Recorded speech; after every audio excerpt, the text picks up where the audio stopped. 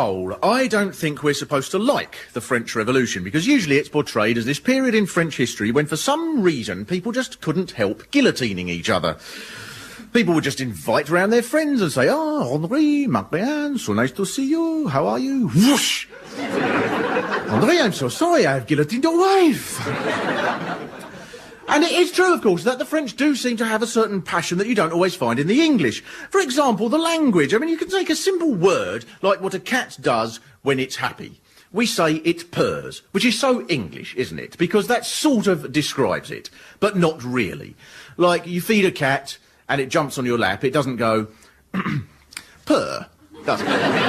Whereas in French, the word is, for the same thing, the word is ronronner. That's so marvellously expressive. Le chat est content, oui, il ronronne. And in German, the word is probably Katzenschnurren. But in truth, most revolutions are fantastic stories and the characters are extraordinary.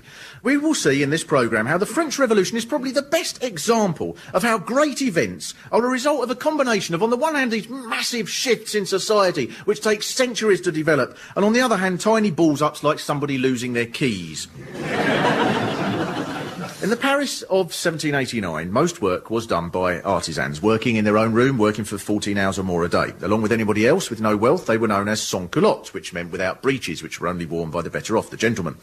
The labourers had their own title, which was bras nus, which means bare arms because of the way they worked. And again, this is so French and expressive, isn't it? Why don't we have a similar phrase in English? Haut des derrière bras, bare tops of arses. Most of France, at the time, however, lived in the countryside as peasants. They paid taxes on everything they sold. They had to work one or more days a week on the landlord's estate. They paid tax on almost every item they bought. In fact, the only people in the countryside who were exempt from taxes were the nobility, which meant that the government actually had a way of raising money whereby the poorer you were, the more you paid. Although, at least they didn't have the cheek to put it on Saturday nights on BBC One with Anthea Turner. The king, in theory, had absolute power. He could change the law or raise taxes at any time as long as, according to custom, he was sitting on his regal cushion, which must have made the royal court like a game of Simon Says. I have decided that we should go to war with Brazil. Well, go on. Hurry up. Caught you. I wasn't on the cushion. But the problem for the king was that it wasn't just the poor who were unhappy at this way of ruling France. Equally impatient was the commercial class. To these people, it made no sense that power should be held by somebody just because they'd been born into it. And their view was summed up by Tom Paine, who wrote at the time, "The idea of a hereditary landowner makes as much sense as the idea of a hereditary mathematician." Now, this new ideology went under the name of the Enlightenment and included writers and philosophers like Voltaire and Diderot. Now, for about 70 years, the wealthiest of this class of Frenchmen had been winning influence by buying peerages to become part of the nobility. This meant that there were now two sorts of nobles. The first sort, the old type, called nobles of the sword. If you care to peruse my family tree, you'll notice that my ancestors have ruled Lyon for over 1,000 years. And the nouveau riche type, called nobles of the robe. Oi, gorgeous, I'll give you 1,000 livres if you get your robe off for the lads. But this arrangement was bound to lead to social conflict. Do come in. Nice pad you got here, mate. Thank you. Yes, it was designed by a personal architect of Louis XVI. Oh, yeah. He done our holiday home in Bordeaux. He's a specialist in mock Louis XVI period, isn't he? No, he doesn't design mock Louis XVI period. You see, this is the Louis XVI period. Yeah, I know what you mean, but we prefer mock. I mean, that original stuff's all old and creaky, isn't it? Yeah. Listen, you want to try it? It's ever so clever what they can do. I mean, that ancient stuff's always falling to bits, isn't it? Look, everything currently made in France is genuine Louis XVI period because Louis XVI is the current king, you ignorant commoner, unnoble, slave-trading Essex Burke. I need to get the hump, mate. I'm only trying to save some money, aren't I? But then the conflict between the two classes reached a new level of crisis because France became bankrupt. After 5 years of funding America's war with the British, they went from having a surplus of 10 million livres to a deficit of 112 million, which was half the entire economy. Taxes were going to have to be raised. So the king was forced to call a meeting of what he called the Estates General. Now, this was made up of delegates representing the three divisions in society: the nobility, who were the first estate, the clergy, who were the second estate, and the third estate, who represented everybody else. The nobility and the clergy were heard by the king in his office, but the third estate were refused entry and only allowed into a spare room, a sort of modern-day equivalent of... Cherie, darling, Prescott's popping round for a meeting this evening. Oh, well, make sure he doesn't leave the spare room. He'll make the place stink of chip fat.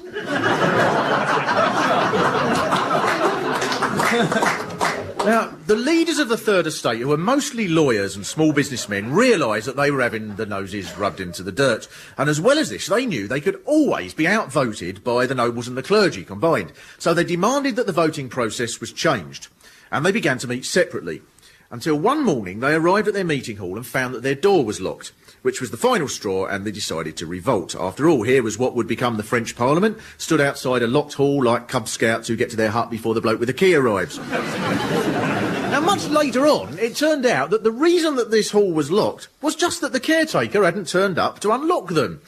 So, not realising this, the Third Estate adjourned to a nearby tennis court, furious, where they announced that they were setting up their own assembly which was going to pass laws of its own. And they realised that this was an insurrectory act, and so they pledged an oath to stick together as the new French Parliament. And this was voted for unanimously, except for one person, which is marvellous. Here is this group of people at this historic crossroads in history, and there's one bloke going... Well, I've been with you up to now, but this is just going too far, it's silly. Now, within days of this oath being taken, it was clear that the king was trying to organise another group of 20,000 troops to dispel the new assembly. So the Third Estate was left with a dilemma. By themselves, they couldn't offer any resistance, firstly because there wasn't enough of them, but also they come from professions that were not really known for their skills in having a bundle. Like, gentlemen's clubs do not very often erupt into shouts of, "Do you want some or not, you slag?" "Oh, leave it, Clarence, he's not worth it." So the only way that they could confront the king was to appeal to the poor. So a meeting was called at the Paris Town Hall, and the electors of the Third Estate called for 200 patriots from each district who were prepared to bear arms. Now, if this meeting was portrayed by Hollywood, it would go... Well, looks like the king's made up his mind. There ain't nothing us poor, simple folks gonna do to change it. Now, you just listen to me. I'm sick and tired of this fancy king with his highfalutin crown putting up the price of bread and shutting the good folk of this town out of their hall. I see that every district draws up a list of 200 men who are willing to stand up and fight. Well, what are we waiting for? Land's sakes, he's right. Let's throw our hats in the air. In truth, this meeting was probably as chaotic as any mass meeting. There'll have been some people going, well, maybe if we just talk to the king politely. And there'll have been some getting over-enthusiastic, going, here, my brother, he's a builder, maybe he can knock us up a castle. There'll have been some hippie going, I'm no good at fighting, but I can play the flute. But following this meeting, thousands of people did come forward. Gunsmiths were raided. Ironworkers stayed up all night making pikes. And throughout Paris, people searched for weapons, while defenders of the king were trying desperately to hide them. And on the night before the storming of the Bastille, a man called General Besenval, who was responsible for public order, wrote... We hid an armoury of muskets in the basement of a hospital, but worried that the mob might still find and steal them. So I employed 20 pensioners to dismantle them. After 6 hours, I discovered that they'd only dismantled 1 musket each. It seems that a spirit of sedition was rife in the hospital after a legless cripple had introduced into the establishment bundles of subversive songs. So they'd secured masses of weapons, and as a result, the most effective demonstration in support of the new assembly took place at the Bastille, a prison which was a symbol of the old regime. So at 10 in the morning, 900 demonstrators marched to the prison, at which point the governor invited 2 of them in for breakfast. Now, it was announced to the crowd that the reason he'd done this was for talks about handing over the gunpowder that existed in the prison. But this breakfast lasted 3.5 hours. And what I love about this is that throughout all this time, the governor must have been going, What do I do? What do I do? What do I do? Have another croissant. Christ, think of something. Think of something. Maybe they'll all just go away. Maybe they'll just all go away. And, of course, the brilliant thing is you know that amongst those 900 people, there will have been some people going, oh, how much longer? I've got to be at the dentist in half an hour. But then came the crucial intervention of someone who, when he was at school, must have been the mad kid.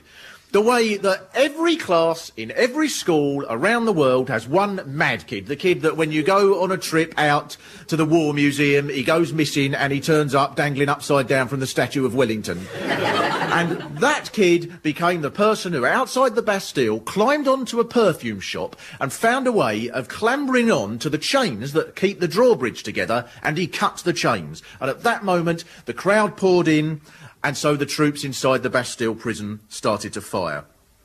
During the fighting, 98 demonstrators and 6 troops were killed. So the mob weren't exactly as wild and anarchic as they were made out to be. 98 demonstrators and 6 of the troops. Although, admittedly, they did chop off the governor's head and parade it on a pike.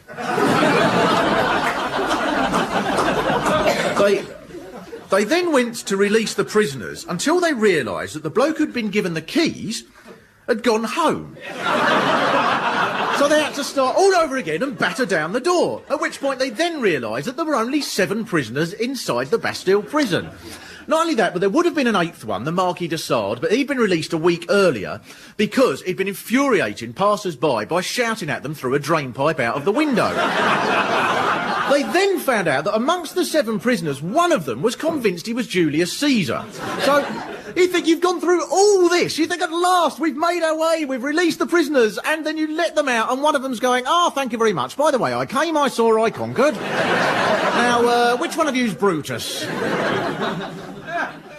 Most importantly, though, the King's plan was now in tatters, and July the 14th would be celebrated for at least 208 years as Bastille Day. And that night, the King, in his diary, wrote one word, rien, nothing. Revolutionary Paris became a cauldron of debate in every street. Clubs were set up in every district, pamphlets were discussed and ideas debated all over the town. The King backed down, he withdrew his troops, and he agreed to allow France to be ruled by an elected National Assembly to which all men had the vote, although the King still had a veto. Now, one of the most influential groups formed at this time was the Jacobin Club, founded by the debauched Danton and an agitator called Jean-Paul Marat, who was later joined by the lawyer Robespierre.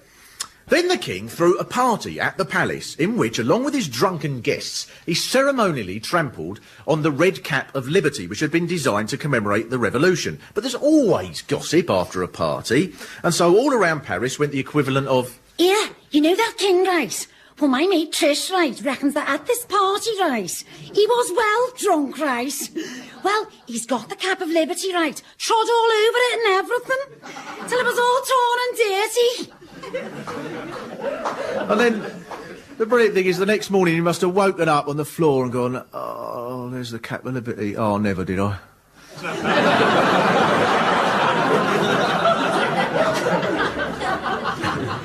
But on top of this, rumours were also spreading that the King was again summoning troops to attack Paris. So a group of women, who up until then had been running a campaign to bring down the price of bread, organised a march to retrieve the King from the Versailles Palace and bring him back to Paris where they could keep a check on what he was doing. So, along with the newly formed National Guard, which was the new police force, they went together and they broke into the Versailles Palace grounds. Some of the women were then invited in as a delegation to meet the royal family. And one was apparently so overwhelmed by the beauty and the extravagance of the place that she fainted. So, these women must have been screaming, Capture the King! Capture the King! Oh, what a lovely pair of curtains, Jean. Despite this, the King was eventually taken back to Paris and made to wear the cap of liberty en route, which would be like making Michael Heseltine walk from Henley to Westminster selling copies of Socialist Worker. So the royal family was then moved to the Tuileries in Paris, but they were still plotting on 2 fronts. Firstly, they were getting messages out to the Spanish and Austrian royalty, requesting an invasion to restore their power. And they were plotting to escape, which eventually they did, sneaking away in disguise, but in a stagecoach, which says so much about the character of these people. The most obvious way to draw attention to yourself at this time was to ride around in a stagecoach. It'd be like if there was a revolution in this country and the Queen said, "We must escape in disguise. I know, the Royal Yacht Britannia should do nicely."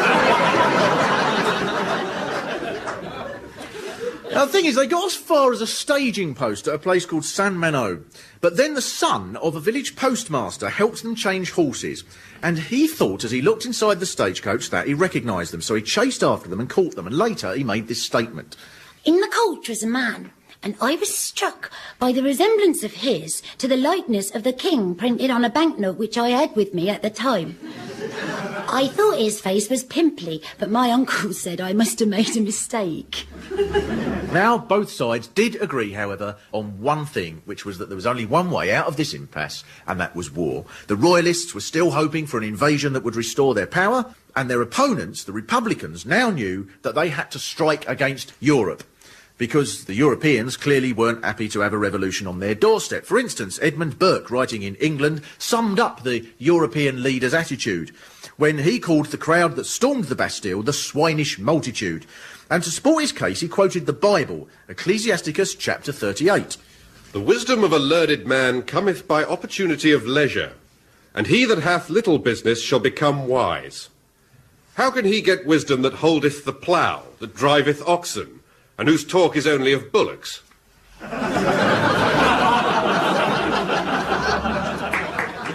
Now, England, Austria, Spain and Prussia were lining up to attack the regime which gave power to those people whose talk was only of bullocks. The Jacobins realised, though, that to save the revolution there had to be a second uprising, one that did away with every aspect of the aristocracy's power. And this time, the uprising would be meticulously planned. So on August the 10th, 1792, a battle took place at the Tuileries Garden between the revolutionaries and the royalist Swiss Guards, which left the defenders of royalism completely defeated. Every major institution was then placed under the power of the elected assembly, and the royal family was placed in prison.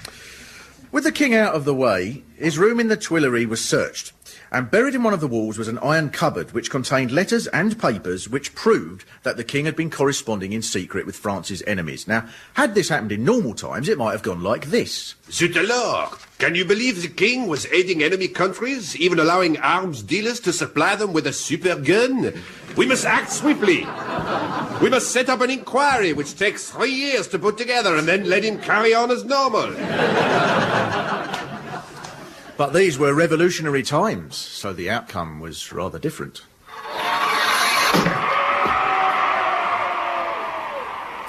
Then Jean-Paul Marat, by now one of the most influential leaders of the Assembly, received a visitor at his home. Now, at this time, he was still producing Friend of the People and debating with any citizen that came round for an argument. One night, a woman called Charlotte Corday knocked at his door, and she was shown in and asked to wait because he was in the bath, which he had to spend several hours a day lying in because he suffered from the skin disease psoriasis. Now, most modern historians claim that Marat was one of the greatest tyrants of the French Revolution, but you can't imagine modern politicians behaving like this. Oh, who can that be? Yes? Hello, come to see Mr. Blair. Is he in? Only I want to talk to him about the minimum wage. Why, of course, come in. He's in the bath. Go right up. Who is it, Cherie, darling? Someone's talked to you about the minimum wage, darling. Well, bring him up a cappuccino, darling. Charlotte Corday, however, was a Girondin who hated the Jacobins. Left unattended, she went upstairs, into the bathroom, and stabbed Marat to death. France then became more polarised than ever. All around France, the sans-culottes took action to defend the revolution and improve their conditions. Grocery stores were invaded throughout Paris by crowds who would demand the lowering of prices. Washerwomen refused to work until there was a decrease in the price of soap. Hairdressers went on strike for the right to set up their own barbers' shops, which must have been brilliant. This is an official picket line. We're asking you, first of all, not to cross, and then we're asking you off work today, sir, and going anywhere nice on holiday this year, sir?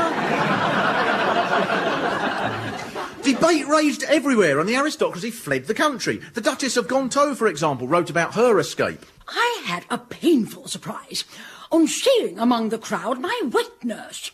Her ingratitude was such that she added an obscene gesture, which I shall not describe. But even the mass fleeing of the aristocracy added to the demands, because then wig makers started demonstrating for unemployment benefit because there was nobody left who wanted a wig. This extraordinary flurry of activity from every quarter led to a third mass uprising, this time one which put the Jacobins in charge of the Assembly, and at that point began the most radical year of the revolution. Spurred on by all that had happened, the Jacobins imposed a maximum price for bread.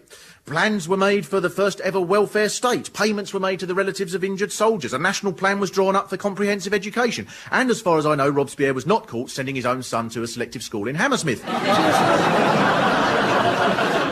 Full citizenship was granted for the first time for Jews. The Catholic Church, which was associated so closely with the old regime, was replaced by a thing called the cult of the Supreme Being. The Lord's Prayer was changed so that it read, Our Father, who art in heaven, from whence you protect in such an admirable manner the French Republic and the sans-culottes, your most ardent defenders, give us today this daily bread, which we eat despite the vain efforts of Pitt, Coburg, and all the tyrants united to keep us hungry. A new calendar based on science was introduced in which there were 10 days in a week and the months were named after the weather that you'd expect in them. And again, if you think that's dull, you've got to remember this is French. So, for instance, one of the spring months became Brumaire, month of mist. Whereas if it had been English, we'd have called it, oh, it's still a bit chilly, isn't it, dear month? And July became Thermidor, month of heat, although we would have called that, of course, a morning looking totty in a park month. Slavery in the colonies was abolished. Weights and measures were unified into the metric system that's used today. Paris was divided into the electoral districts that still apply today. In fact, there had been greater social change in those 3 years than in the previous 500. And yet, hand in hand with that change went the terror. And as I said at the beginning, more than anything else, the image of the French Revolution is the image of the terror. Oh, marvellous. Now, what's this next one up for? Oh, I don't know. Have a look in the programme. Ah, yeah, sneezing in an aristocratic manner. Hot dogs, popcorn, knitting needles! Now, what about this next one? Yeah, he was looking at Danton's bird. Oh, hang on, he's making a speech. It's a far, far better thing. Oh, shut up. shut Get on with it. So what was the terror? How was a handful of crazed madmen able to stroll through France chopping off people's heads? If a few of us now decided to just draw up a list of people and go out chopping off people's heads, we'd be stopped very quickly by the majority of people who wouldn't agree with it. Unless, of course, we started with that stupid bloke with the sideburns who does the horse racing. So the terror must have had support, but why? Well, partly because it was used against the rich, who, to get round the maximum price law, had been hoarding bread and selling it on the black market. And because the terror organised the army to go into the countryside to force farmers to release corn into the cities, which they'd also been hoarding. Now, as a result, during the period of Jacobin rule that had the heaviest use of the guillotine, there were about 2,500 executions in Paris. After the Jacobins were overthrown in 1794, there were far greater numbers killed, and the end of controls on prices created this famine, which was described by one writer. The mothers of Caen in 1795 were allaying the cries of their newborn children with rags dipped in water. That way they did not take long to die. Better than watching one's children grow too feeble to cry. But there are two other points which should be made about the guillotine. First of all, it was created by a man called Dr. Guillotine as a humane method of execution, because before the guillotine, victims were hung or strapped to a water wheel until their back broke. So the thing is that when Dr. Guillotine invented his machine, there will have been, at the time, a French Michael Howard going, "Doesn't this prove that the Jacobins are soft on crime?" But Mr. Robespierre doesn't care because he is the burglar's friend. And there'll have been someone down the pub going, "Them bloody guillotines are on holiday camp." But lastly, who do you think, in the middle of all this, had the audacity to demand a pay rise? But a man called Sanson, who was the chief guillotiner. But the Jacobins were falling apart. Danton was now campaigning for an end to the war, and so he was arrested by his colleagues, found guilty of treason and executed. And then the French armies captured Belgium and beat the British, the Dutch and the Austrians. Now, ironically, this hastened the Jacobins' downfall, because now that the threat of a royalist invasion was gone, those businessmen who up until now had tolerated the Jacobins, they had no need to carry on supporting their radicalism or their terror. On the 9th of Thermidor, Robespierre and the other Jacobin leaders were arrested at the Assembly, except for one, a man called Philippe Lebas, who got up and shouted, "What about me? I demand to be arrested along with my colleagues." an act of extraordinary courage and fantastically honourable. But what a pillock. By the next day, they had all been executed, and the revolution, which had gone along this extraordinary path of radicalism for 5 years, started to go back the other way. The new government called itself the Directory, and bit by bit ditched most of the Jacobins' changes, until they were in turn ousted by a committee which included Napoleon, who then staged a coup to become emperor. So what can we conclude from all this? Well, didn't it all end up back where it started? A man called Sue Onlay, who was one of Mao Zedong's ministers, when he was asked about the effects of the French Revolution, said it's too early to tell. And maybe he's right. But there are some things that are clearly here because of it.